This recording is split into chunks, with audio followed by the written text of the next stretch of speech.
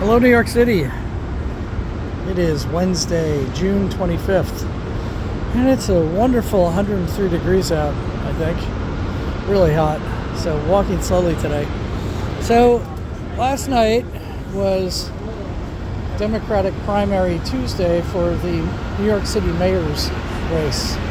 Everyone had assumed that former governor of New York, Andrew Cuomo, who had a huge lead in the polls and had a huge war chest of money, everyone assumed he was going to walk all over everyone and waltz into being mayor of New York.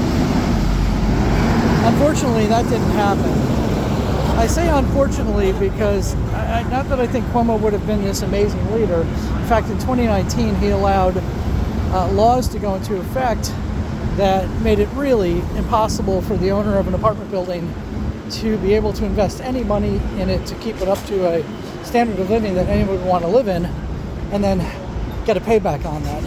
And he let that happen. The legislature in New York and Albany put that forth, and he did not veto it. He just let it happen. So he was not a strong friend of the real estate industry, and so in my view, not a great, candidate to be a partner to business in New York City.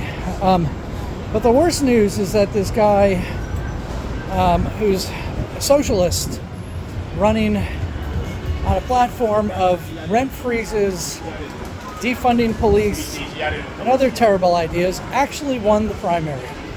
And if he became mayor, that would be very, very bad for New York City. So, where do we go from here? So, I just have an opinion, but for the good of New York City, for the good of the business community, and therefore the economy, and therefore a place where people can come, get good jobs, and earn a good living, I think you have to have someone who's pragmatic and somewhat centrist and who can work with leaders from all sides of the political spectrum and get things done. And in my estimation, current Mayor Adams is the best person to do that. While he has not been perfect, and he has had his scandals and other things, he has been a rational leader who has done good things. He has been a very strong advocate as a former police chief to make New York City a safe place again. And if you look at the statistics, New York City is incredibly safe, by far the best and the safest city in America.